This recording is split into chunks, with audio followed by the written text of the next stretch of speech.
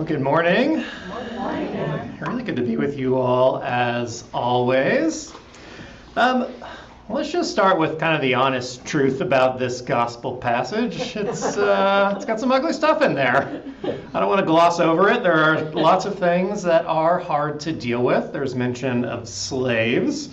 Some scripture interpretations use the word servant because it's not quite the same as our modern slave. Either way, it's not good. I am going to use servant moving forward because I just don't want to say slave over and over again. It's got some really harsh punishments in it. Someone is sent out to an area of weeping and gnashing of teeth, which I don't know what that is, but it doesn't sound like something I want to do. And then there's a lot of fear involved as well. We almost get this sort of kind of two-sided view of the quote-unquote master in this story, what we might perceive as the God figure. In one sense, he is very generous. For the folks who have been successful in their investments, he gives them more. He throws a party. He celebrates. They're entrusted with more. It seems like he's a really great guy. And then for the one who was guided by fear, he gets really, really harsh and pretty mean. Well, there's no real easy answer for this, but I do want to just kind of give us a little bit of context. Number one, this is not a modern Western story. This is an ancient Jewish parable. So it's not trying to give us a crystal clear, accurate picture of God. It's not interested in our systematic theologies and statements we can make about God. I think what it's trying to do is spark in us action and imagination. And there are some rough kind of bumps in the road in that, but I think we can get to what it is trying to spark in us. So I don't want us to get hyper literal with it. It is a parable after all. But I do want us to explore what does it illuminate about the world around us. And specifically because it says it's about the kingdom of heaven, I want us to think about what it is trying to illuminate about the way the world could or maybe should be. That's kind of what I think about when I think about the kingdom of heaven, a world that looks a little closer to right and whole. So let's get kind of a little more social context here. First thing is, I don't know about you, I am not super familiar with ancient sums of money, but we should know what a talent is. A talent was an amount of money that was kind of an absurdly large amount of money. It was, according to one scholar, equivalent of the wages of a day laborer for 15 years. Wow. So in kind of modern Santa Cruz County money, we're talking like $500,000 that he's given out.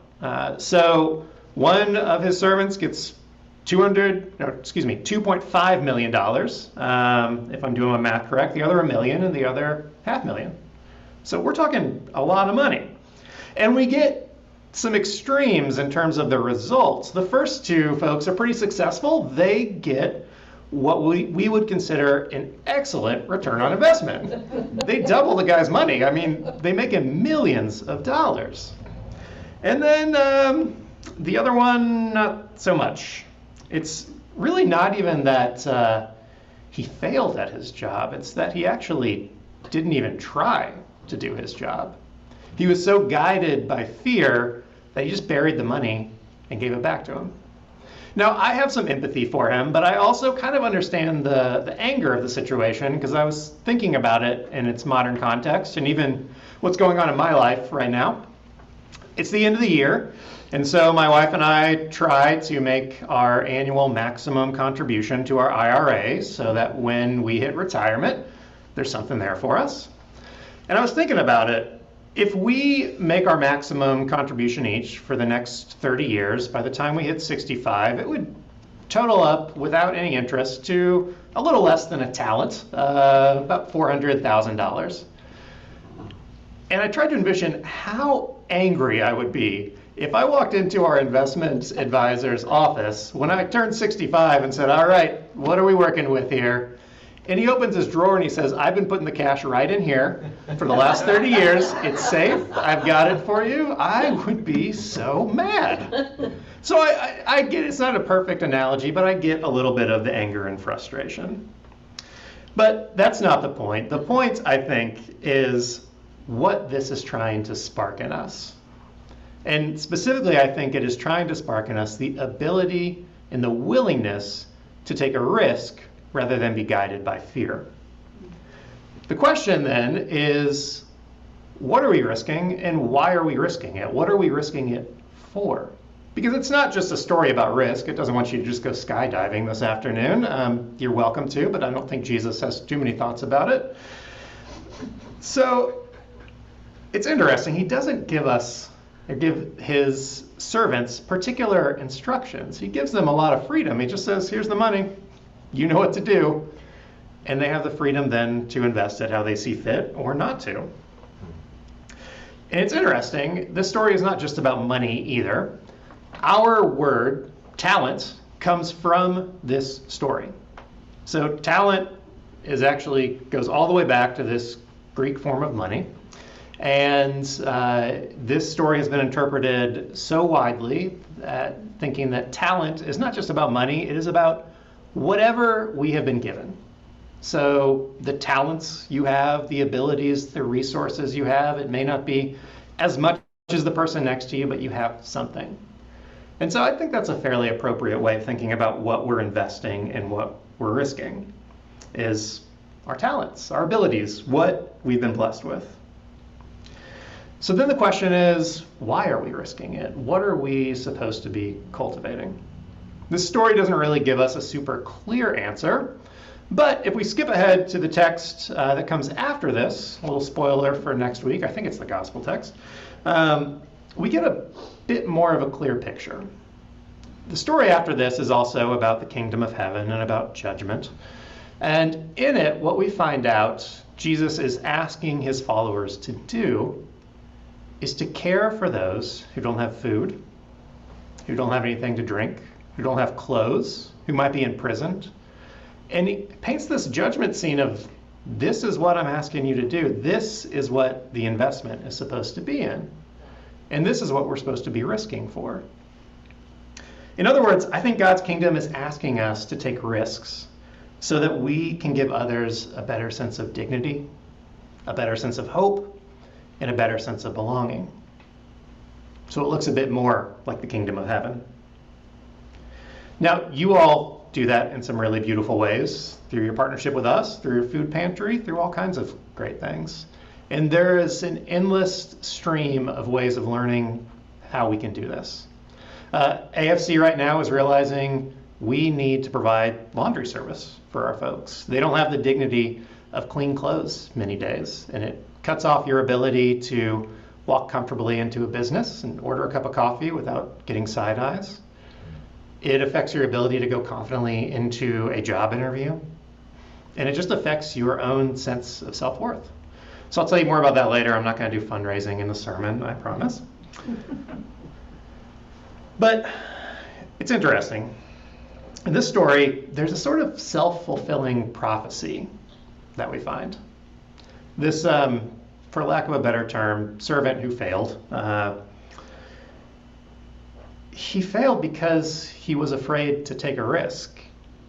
And that fear made him fail. It was this sort of circular thing that ended up happening.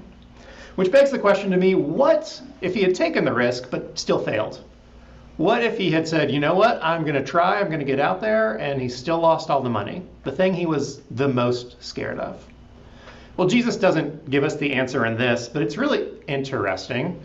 Jesus paints a lot of pictures and a lot of parables, and a few chapters before this, in Matthew 18, he tells a really similar story. He tells a story about a master, someone with power, who also gives his servant or his employees a ridiculous amount of money, hundreds of thousands of dollars to invest. Turns out that person fails. They lose all the money. And at first, the master was pretty upset, but then he decided, you know what? I'm going to forgive this debt.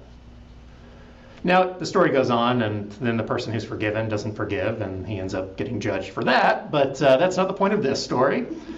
For our story as it relates, I think it's interesting that it's not that we have to be 100% successful, that we have to double our investment, but we just have to have the faith to take a risk and try.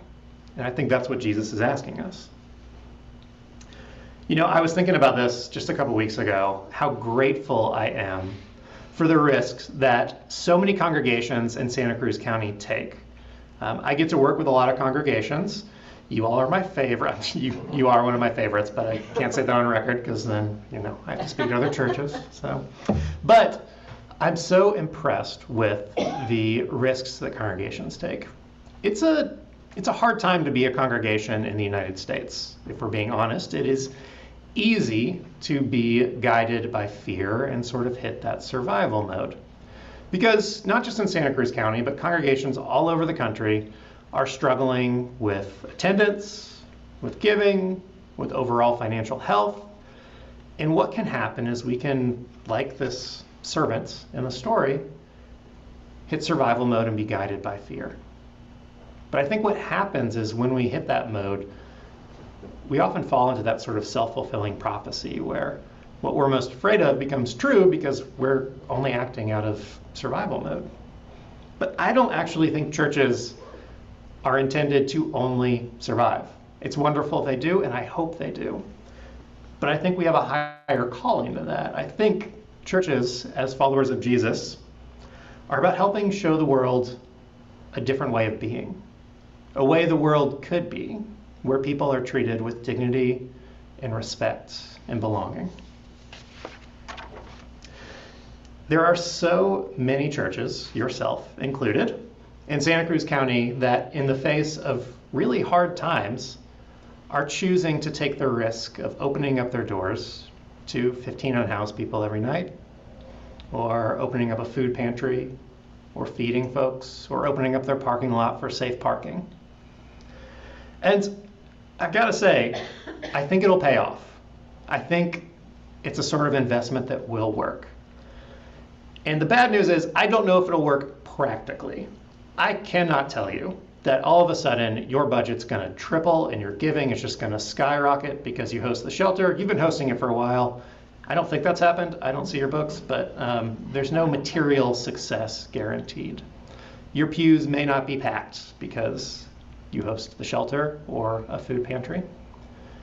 But we do see a return on investment that goes deeper than that, the sort of kingdom investment that the story is talking about.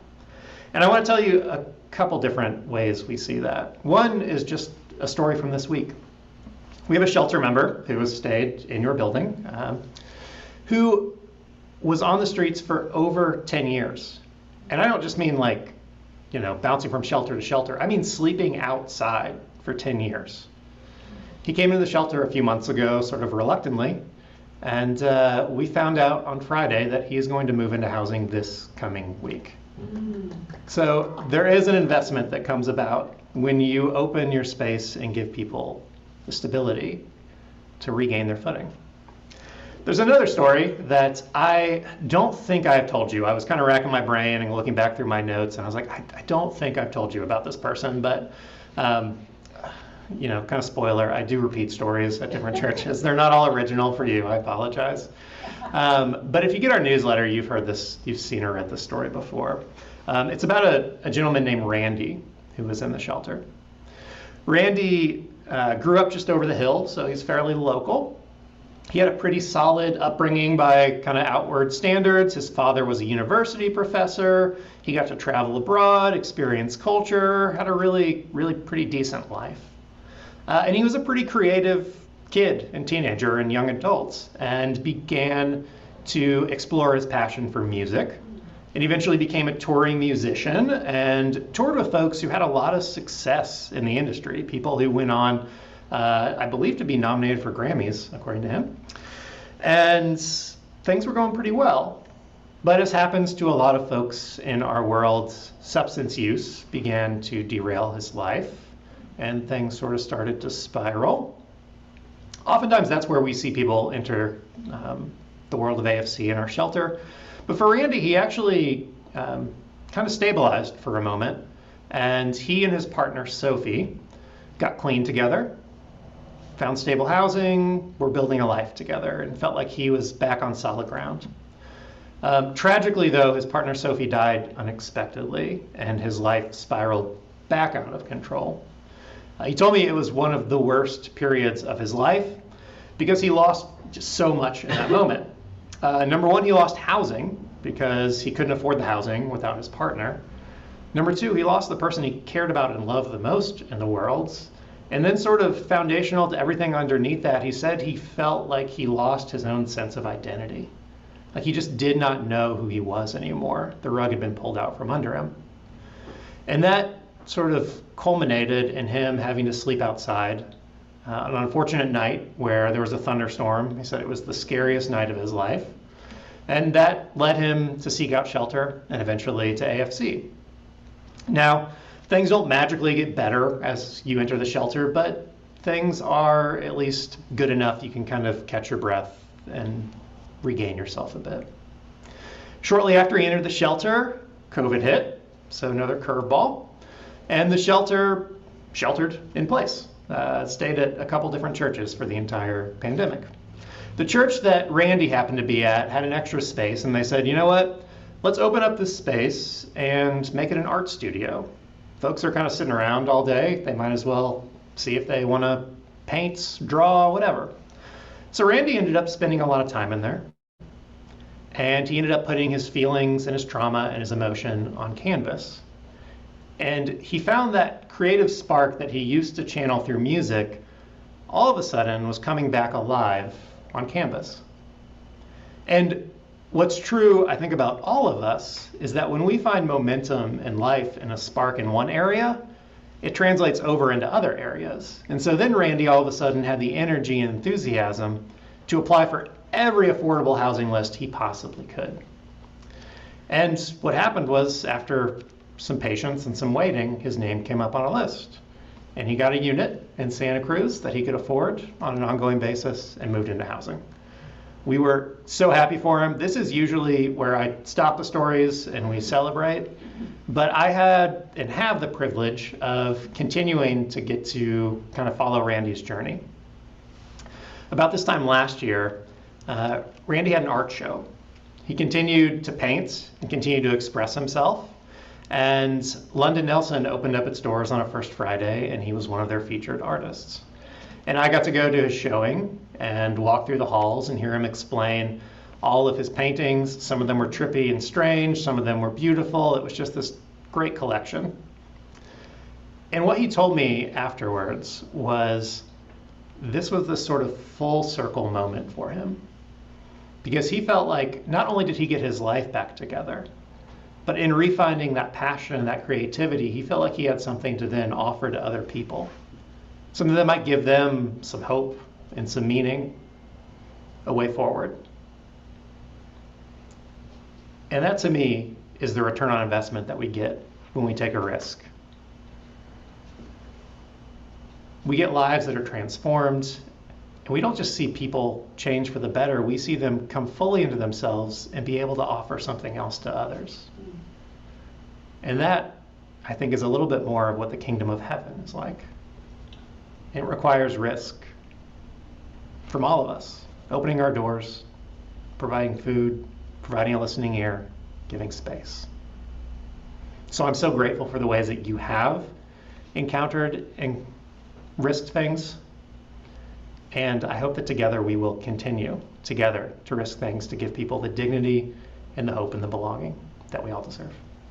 Amen.